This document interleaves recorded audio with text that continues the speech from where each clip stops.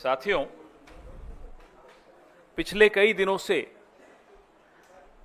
आप देख रहे हैं किस तरह का विमर्श हो रहा है। अभी थोड़ा शांति बनाएं प्लीज। युद्ध जब होता है या कॉन्फ्लिक्ट जब होता है तो युद्ध सिर्फ सीमाओं पर नहीं लड़ा जाता। सेनाएं बहादुरी से सीमाओं पर अपना काम मुस्तैदी से कर रही होती हैं। युद्ध में बहुत अहम भूमिका उन रणनीतिकारों की होती है जो राजधानी में बैठे होते हैं। वो मंत्री हों, वो अफसर हों, वो प्रधानमंत्री हों, वो विदेश मंत्री हों, इन तमाम लोगों की एक भूमिका बहुत महत्वपूर्ण होती है जो सेना के पराक्रम को या तो बूस्ट कर सकती है या सेना के पराक्रम को और नुकसान भी पहुंचा सकती है, उनके मनोबल को नुकसान पहुंचा सकती है, जो हमने इस बार बहुत अफसोस के साथ कह रहे हैं कि होते हुए देखा। मैं सबसे पहले अपने साथियों से आग्रह करूंगा कि एक आपको वीडियो दिखाएं, फिर प्रेस वार्ता को आगे बढ़ाएं।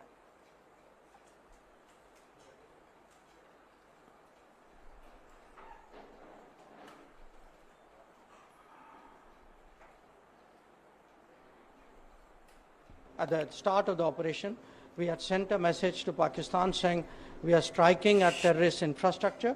We are not striking at the military. So the military has an option of standing out and not interfering in this process. They chose not to take that good advice. ये आपने देखा, हमारे नेता राहुल जी ने इस पे कुछ सवाल भी पूछे हैं, परसों पूछे, आज फिर कुछ सवाल पूछे। ये बहुत महत्वपूर्ण इसलिए हो जाता है कि पिछले पूरे एक हफ्ते में अमेरिकी राष्ट्रपति डोनाल्ड ट्रंप अलग अलग देशों में, जमीन पर, हवा में, हवाई जहाज में एक बात दोहराते रहे कि उन्होंने युद्ध रुकवाने में मध्यस्थता की। उन्होंने एक बहुत खौफनाक बात भी बोली कि उन्होंने भारत को व्यापार रोकने की धमकी देकर युद्ध रुकवाया। This is a very dangerous comment coming from the American President Donald Trump, that he threatened India, that he'll stop trade with India if the war doesn't stop. तो सिंदूर का सौदा होता रहा, प्रधानमंत्री चुप रहे। विदेश मंत्री के मुंह से एक शब्द नहीं निकल रहा, एक शब्द नहीं निकल रहा, दोनों के मुंह से नहीं निकल रहा। हमें नहीं मालूम कि ऐसी कौन सी सीक्रेट्स हैं, ऐसे कौन से रहस्य हैं मोदी जी के, जयशंकर जी के या भाजपा के और नेताओं के अमेरिका के पास, और मैं तो कहूंगा चीन के पास। न अमेरिका पे मुंह खुलता है, और चीन पर जब मुंह खुलता है तो सीधा क्लीन चिट देने के लिए खुलता है और मुंह ही नहीं खुलता। कारण क्या है? आपके जो रहस्य उनके पास होंगे, हमें कोई मतलब नहीं उससे, लेकिन देश को नुकसान क्यों पहुंच रहा है? पहलगाम का न्याय क्यों नहीं मिल पाएगा? इसलिए क्योंकि आप डरते हैं अमेरिका से, आप डरते हैं चीन से, आपका मुंह नहीं खुलता चीन के आगे। सबको मालूम है, पूरे देश को मालूम है, पूरे विश्व को मालूम है चीन की भूमिका क्या रही इस युद्ध में, और अमेरिका अपनी भूमिका खुद आगे बढ़ चढ़कर बता रहा है इस युद्ध को रोकने में, और जयशंकर जी का मुंह नहीं खुलता। ये क्या हो रहा है? इसलिए ये सवाल पूछने बहुत बहुत आवश्यक हैं। यह महत्वपूर्ण है कि डोनाल्ड ट्रंप क्या बोल रहे हैं, लेकिन बात सिर्फ डोनाल्ड ट्रंप की नहीं है। बात यह है जो अभी आपने वीडियो में देखा कि कैसे जयशंकर जी खुद प्रेस एजेंसीज को सामने बैठाकर और खुद बता रहे हैं कि हमने पाकिस्तान के आतंकी ठिकानों पर हमला करने से पहले पाकिस्तान को सूचित कर दिया था। अब ये सूचित करने का क्या मतलब होता है? इतना भरोसा है आपको आतंकियों पर कि आप सूचित कर देंगे और वो वहीं रहेंगे या वो चुपचाप बैठेंगे? ये भरोसा है आपको उन आतंकियों पे? रिश्ता क्या है आपका? कैसे आप बोल रहे हैं उनको? क्यों बताया आपने उनको? और इसको आप क्या कूटनीति कहेंगे? ये डिप्लोमेट रहे हुए हैं। आज जो देश के विदेश मंत्री हैं ये एक राजदूत रहे हुए हैं, आईएफएस ऑफिसर रहे हुए हैं। क्या इसको कूटनीति कहते हैं? माफ कीजिएगा, हमारी देहाती भाषा में इसको मुखबिरी कहते हैं। इसको कूटनीति नहीं कहते। ये मुखबिरी है, ये अपराध है, ये गद्दारी है। और उसके बाद लीपापोती पूरी कि मैंने ऐसा नहीं, अरे आपने तो खैर लीपापोती भी नहीं कि आपके विभाग से एक चिट्ठी आ गई कि ये ऐसा नहीं कहा। आपके मुंह से ये शब्द एक एक यहां मीडिया कर्मी बैठा है, देश के हर नागरिक ने, विश्व के हर नागरिक ने देखा आपने क्या बोला कि हमने पाकिस्तान को बता दिया था कि हम सिर्फ आतंकी ठिकानों पर हमला करने जा रहे हैं। अब बताइए, मुखबिरी नहीं है तो क्या है? और मुखबिरी का इतिहास लंबा है, अभी उस पर भी आऊंगा मैं। अब हम यह जानना चाहते हैं, क्या इसी मुखबिरी की वजह से अजहर मसूद जिंदा भाग गया? क्या इसी मुखबिरी की वजह से हाफिज सईद भाग गया? ये हुआ क्या? क्या देश को यह जानने का हक नहीं है कि आपने पहले ही सूचित करके अजहर मसूद को बचाया? ये वही अजहर मसूद है जिसको पहले भी बचाया गया था। कंधार में जब IC 814 को हम छुड़वाने गए थे, तब इसी अजहर मसूद को हम जाकर उनको सुपुर्द करके आए थे। ये दूसरी बार बचाने की साजिश क्यों हो रही? क्यों बचाया गया अजहर मसूद को? कारण बताइए। ये जो बयान है विदेश मंत्री का बहुत संवेदनशील है। आतंकी ठिकाने, इस बयान के बाद पाकिस्तान ने उन ठिकानों का क्या किया होगा, खाली किए होंगे, नहीं किए होंगे, ये तो अजहर मसूद जिंदा है उसी से मालूम पड़ जाता है। और कितने आतंकी जिंदा बच के भाग गए होंगे, ये चिंता और ये सवाल हम सबके मन में है। We are right in being concerned and being worried about the future, the safety of our country. If we have forewarned Pakistan, then obviously most of the terrorists like Azhar Masood, like Hafiz Saeed would have escaped. Why did we allow that? That's a question, that's a concern which every single Indian faces today. And the minister and the prime minister must open their mouth and come out clean. अब कल खबर आई कि ISI के लिए काम करने वाले कुछ लोग, कुछ जासूस पकड़े गए। पहले भी खबर आई थी, DRDO का एक प्रदीप कुरुलकर संघ से बड़ा जुड़ा हुआ था, राष्ट्रीय स्वयंसेवक संघ से, पाकिस्तान को कुछ सूचनाएं गोपनीय देता था। क्या हुआ उसका? आपने उसके बाद सुना, हमने प्रेस वार्ताएं की, बार बार उस मुद्दे को उठाया। क्या हुई? लिपापोती हुई? हो क्या रहा है प्रदीप कुरुलकर का? तो आप बीच में कोई खबर आती है कि भाई ISI के लिए कोई ध्रुव सक्सेना काम करते हुए पकड़ा गया भारतीय जनता पार्टी का। फिर आता है प्रदीप कुरुलकर, DRDO के साइंटिस्ट हैं, संघ से बड़े जुड़े हुए हैं, पूरा दूसरी तीसरी पीढ़ी संघ के साथ जुड़ी हुई है।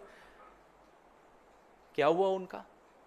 ये है क्या? ये क्या मुखबिरी का इतिहास है?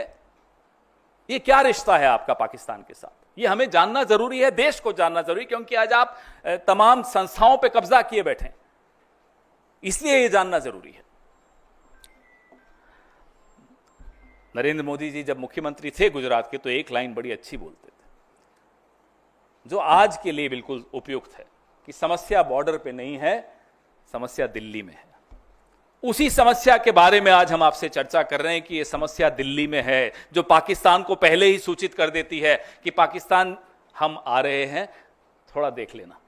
दूसरा वीडियो चलाइए। हम पर बड़ा बोला जाता है कि अरे राहुल जी का बयान पाकिस्तान के टीवी पे चल रहा है, हमारी सहयोगी सुप्रिया जी के लिए आया पाकिस्तान चला रहा है, मेरे लिए आया पाकिस्तान के टीवी पे चल रहा है। अब मैं बताता हूं पाकिस्तान के टीवी पे क्या दिया कि हम मजबूर हैं, हमने ये करना है, मगर फिक्र की कोई बात नहीं है, हमारे इरादे को जंग के नहीं है। हाँ, मिलिट्री के आपको निशाना नहीं बनाएंगे, हम टेररिस्ट के 4-5 टिकाने हैं, वहाँ एक एक ठा कर देंगे। हाँ।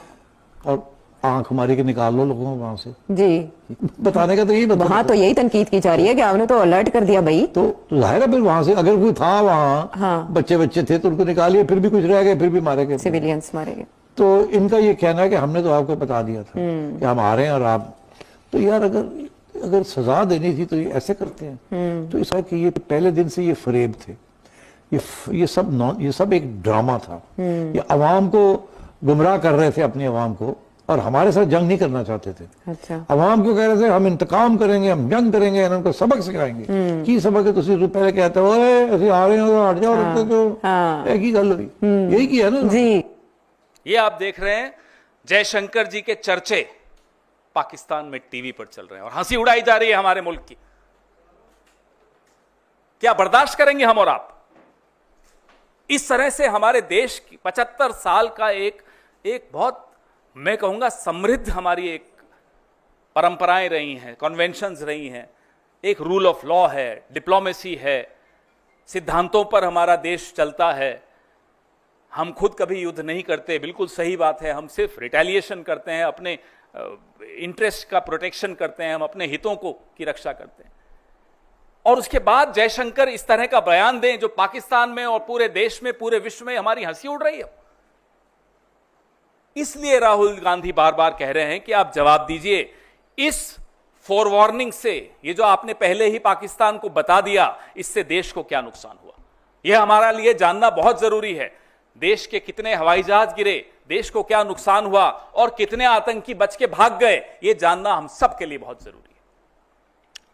आप देश हित के मुद्दों पर ओछी राजनीति करते रहे जो पिछले 2-3 दिन से हो रही है, और आप सोचें कि विपक्ष चुप रहेगा, आप सोचें कि विपक्ष इतने जो संवेदनशील सवाल हैं, जो देश की गोपनीयता और सुरक्षा से जुड़े हुए हैं, देश के लॉन्ग टर्म इंटरेस्ट से जुड़े हुए हैं, देश के हितों से जुड़े हुए हैं, उस पर हम सवाल नहीं पूछेंगे तो आने वाली पीढ़ी हमको जवाब मांगेगी हमसे कि आप विपक्ष में थे, आप क्यों नहीं बोले।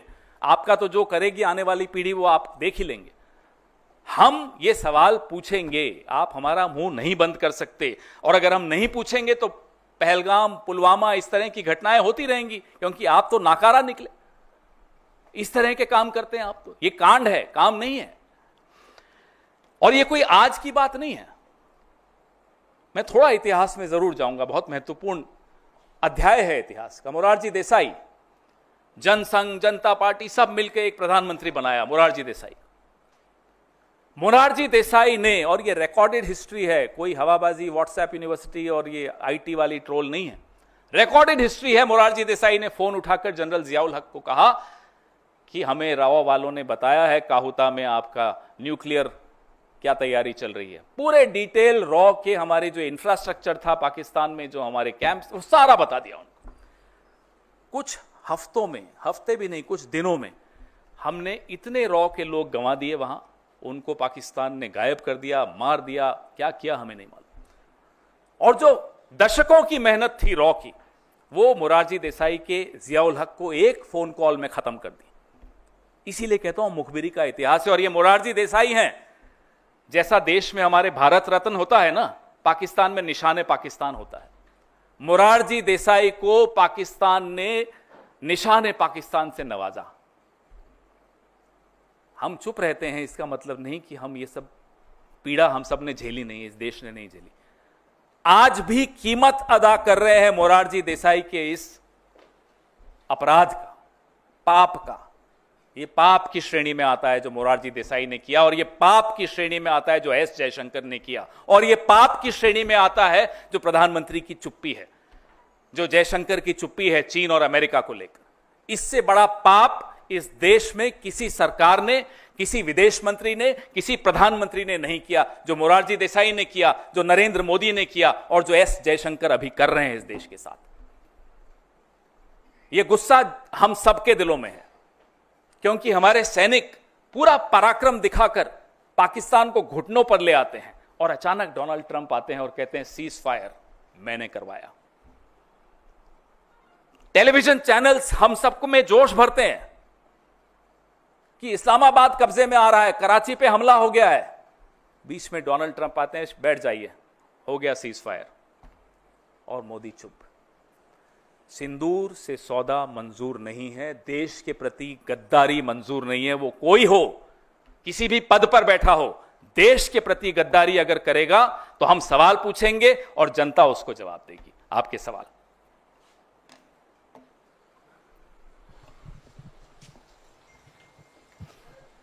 जी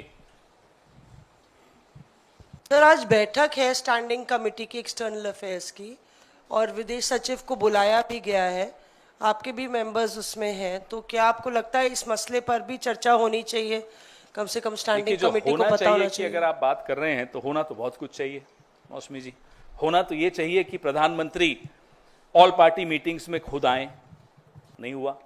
होना तो यह चाहिए कि जिस तरह से पंडित जवाहरलाल नेहरू ने अटल बिहारी वाजपेयी की मांग पर भारत चीन युद्ध के बीच में विशेष सत्र संसद का बुलाया और चर्चा की, हमने मांग की, नरेंद्र मोदी जी से कि एक विशेष सत्र संसद का बुलाइए, होना तो वो भी चाहिए था, नहीं हुआ।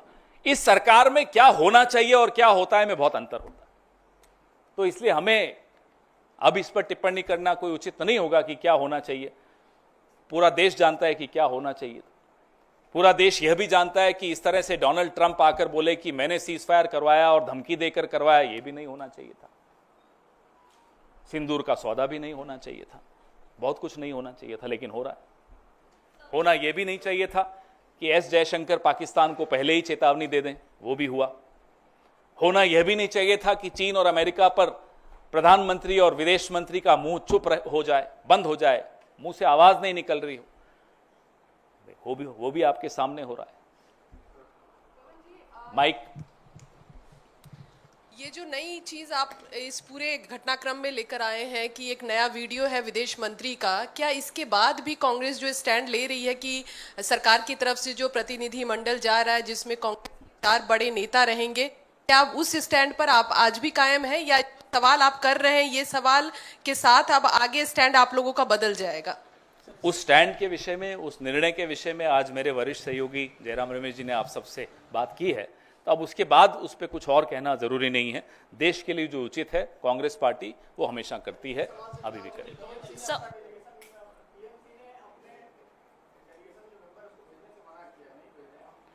कांग्रेस पार्टी ने अपना जो स्टैंड है अभी कुछ देर पहले जयराम रमेश जी ने स्पष्ट कर दिया है। इस विषय में और कोई टिप्पणी करना आवश्यक नहीं है। एक सेकंड, विदेश मंत्रालय की तरफ से पहले भी सफाई आई है, उन्होंने कहा है कि अब भ्रामक तरीके से तथ्य को गलत तरीके से आपने पेश कर रहे शब्द हैं। सुने? नहीं सर, उसमें एक चीज उन्होंने ये कही है, उसमें ये कहा है कि विदेश मंत्री का जो बयान है वो उसके बाद जब ये ऑपरेशन सिंदूर हो गया और ये कहा गया कि किसी सैन्य ठिकाने को निशाना नहीं बनाया गया, ये जानकारी पाकिस्तान एट को द दी स्टार्ट का हिंदी अनुवाद कोई और कर ले, मैंने तो करके देख लिया, कईयों से करवाया जिनको हिंदी और इंग्लिश दोनों आती है, मुझे भी थोड़ी बहुत आती है दोनों भाषाएं। एट द स्टार्ट का मतलब आप मुझे समझाइए। At the start, Raman ji आप बता दीजिए, कोई तो बताओ, आप तो हिंदी भी अच्छी जानते हैं सब। एट द स्टार्ट का मतलब क्या होता है? हमें मूर्ख बनाते हो, देश को मूर्ख बनाते हो, खुद बोलते हो और उसका नतीजा भी सबको दिखता है, तो अब जब विपक्ष सवाल पूछ रहा है तो हमें अंग्रेजी हिंदी सिखाने लगे हो, यह क्या मतलब है? हमें अभी कोई पूछ रहा था कि भाई डोनाल्ड ट्रंप तो दोस्त हैं मोदी जी के, 6 महीने हो गए राष्ट्रपति बने हुए, भारत में अमेरिका का कोई राजदूत नहीं बना। हमने कहा है ना, जयशंकर जी बैठे तो हैं जी। Mic. Sir, this is a question related to, BJP has again racked up this issue of Congress office in Turkey. So, this. So if one is that. Another thing is, the moment Rahul Gandhi issued this statement, basically about this external affairs minister S. Jaishankar saying this, we informed Pakistan at the start of this war and all. So, moments after it, PIB issued a fact check that it terming it a fake basically. They said it's a fake. So are they saying that Mr. Jaishankar is fake? That we don't have an EAM called Jaishankar?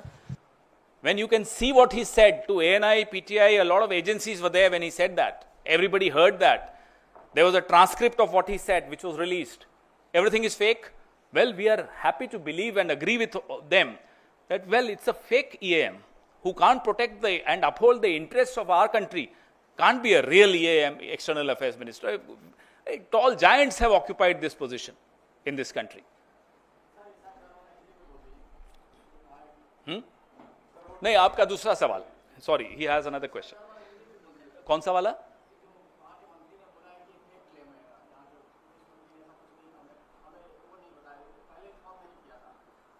नहीं, पहले इनका जवाब दूं फिर आप सवाल पूछिएगा। सो the BJP, friends of BJP, overseas friends of BJP, has setups in over 25 countries. They go and campaign amongst the NRIs of Turkey, Malaysia, Canada, several countries. What does it mean? Are they working against the interests of India? Overseas setups of any party, any national party, are there to target the diaspora. There are times when they are also used to do track 2, track 3. BJP can do it. They did it in 2014. So that is forgiven. But because the Congress is doing it, that's not, it's wrong. The BJP and RSS can go to China when Mr. Gadkari was the president of the BJP. And Ram Madhav used to take delegations to China to do some training sessions from CCP, the Communist Party of China. What training did you want from Communist Party of China? That's forgiven. So, the BJP should not open its mouth. That will be the best service to the nation. But if they open their mouth, they should first read their own history. Before they became BJP, what was their history? Before they became Jansangh, what was their history? Before they became Hindu Mahasabha, what was their history? And what are they doing today? They will never open their mouth against the Congress. It's a long history of, I'm sorry to use the word, I hate using this word, of anti-national stands that they have taken. Whether when we were fighting the British or when we were strengthening RAW against Pakistan. You know, Mr. Morarji Desai also told America that he was absolutely opposed to the nuclear tests done by Indira Ji. Do you know there was a charge against Morarji Desai by a leading journalist of America that he was on the payroll of CIA? That case continued for several years in Chicago. And Mr. Morarji Desai lost that case. That journalist was given a clean chit.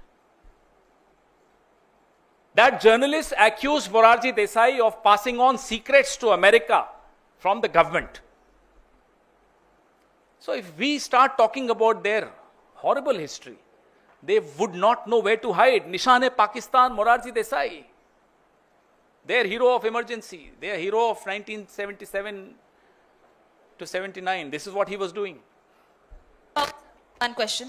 Sir, you are also asking about the aircrafts, how many aircrafts have been hit during this operation. Don't you think that being the grand old party, you should ask these questions in an internal meeting? Because where is the internal meeting? Because we these want are all the internal meeting. But sir, these are sensitive issues and there are some confidential matters so which cannot be discussed in the public domain. Is it right on the part of Congress party to do so? We have been asking them, Mr. Prime Minister, please attend the meeting, all party meeting. No. We've been asking them, please have a special session of Parliament. No. In the last meeting of the all party meeting, there was not even a presentation made. No officer, no one. Why? As a party, now that there is cessation of the conflict, the country needs to have these answers, because we would not have asked this question had Mr. Jaishankar not made this criminal comment that he had forewarned Pakistan. This is not acceptable under any circumstances. Nation first, I'm sorry. Everything comes later. पवन जी इधर से पहले आप किस आप तय कर लीजिए। नहीं, वो उन्होंने आपके दोस्त ज्यादा हैं। नहीं, दोस्त तो आप भी अच्छा हैं, ठीक लेकिन मैं पूछूं? अच्छा चलिए अल्फाबेटिकली चलते हैं। एक से जिसका नाम है वो। पवन जी, पहली बात तो यह कि जयराम रमेश ने अपने ट्वीट में कहा कि राहुल गांधी ने 4 नाम तय किए। उन 4 में से 2 ने कह दिया कि हम तो पार्टी लाइन के साथ हैं, 2 ने कह दिया हम जाएंगे। सवाल यह है कि जो जा रहे हैं वो क्या आपसे पूछ के जा रहे हैं, और अगर पूछ के नहीं जा रहे हैं तो क्या ये अनुशासनहीनता के दायरे में आता है या नहीं? देश के लिए हमने निर्णय लिया। जयराम रमेश जी ने आज सबसे आपसे बात की थी। अब इस विषय में और सरकार तो विवाद पैदा करना चाहती है हर जगह।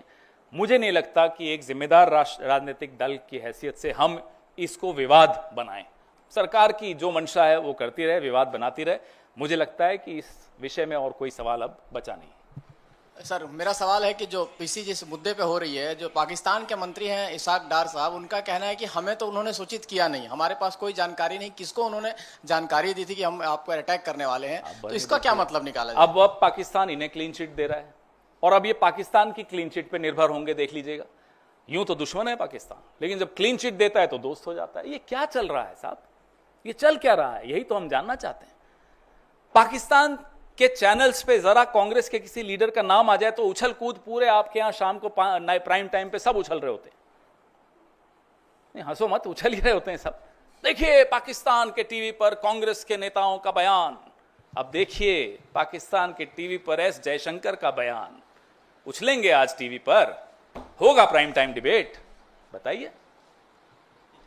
पवन ji mike this side sir, Shashi Tharoor told that openly that Rashtra is the first, nation is the first. For all of us it is. For all of us it is. I think this issue is closed now. Let's not revisit the issue.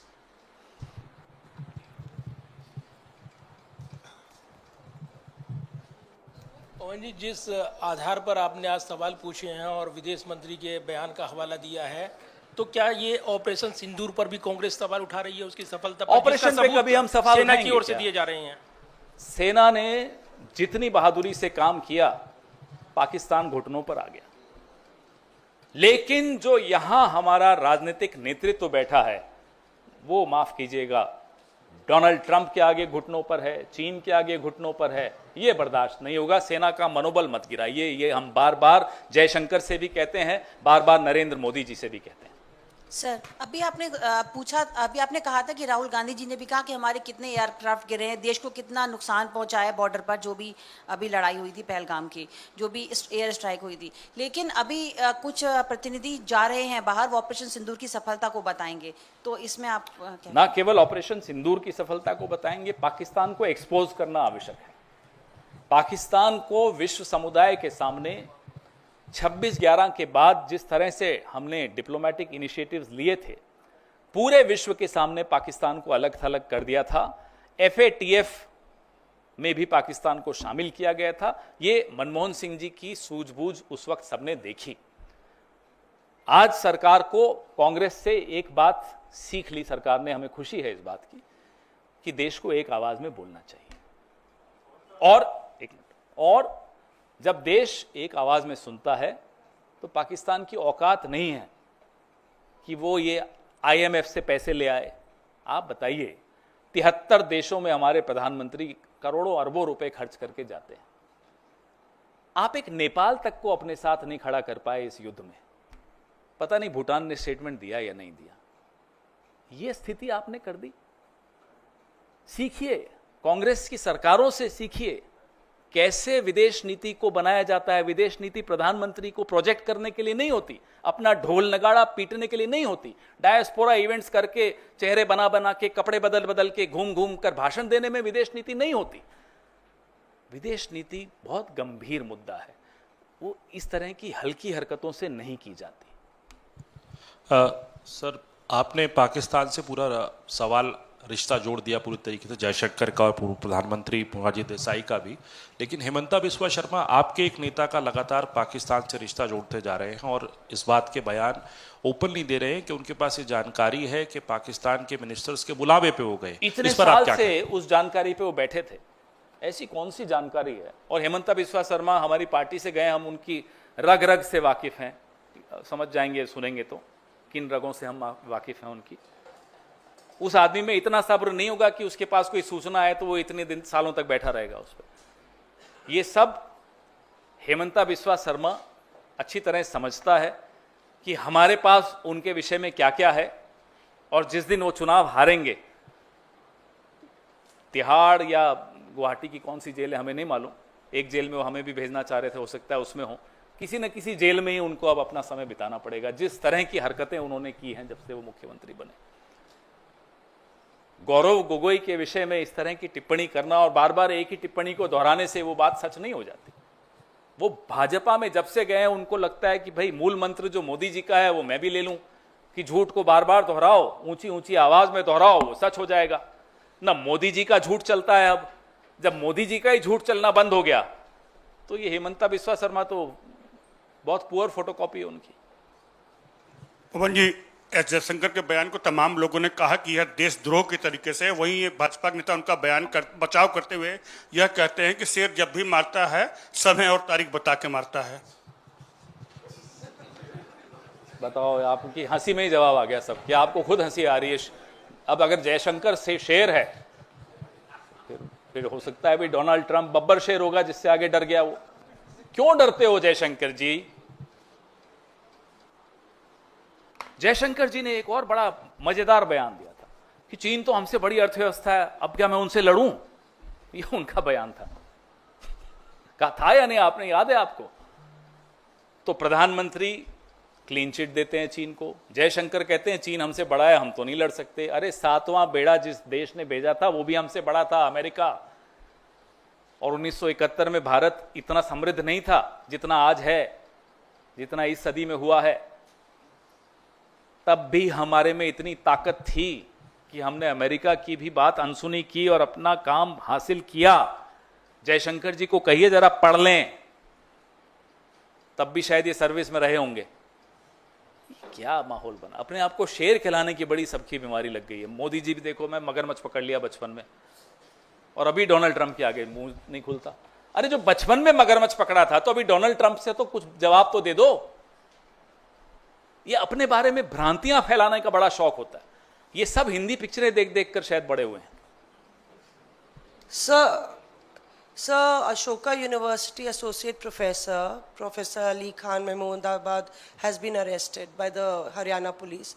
2 FIRs have been slapped on him. He's approached the Supreme Court. Congress President Mr. Kharge has also tweeted. He in fact pointed out in a social media post about the hypocrisy of what's the optics and what's being applied on the ground. Would you want to react on that? Of course, we completely stand by anybody who shows the mirror to the government. It's not anti-national to show the mirror to the government, whichever the government is, whichever party is the ruling party. Ali Khan Mahmoodabad is the grandson of Jagat Mehta. Jagat Mehta was the foreign secretary of when Mr. Atal Bihari Vajpayee was the foreign minister between 76 and 79.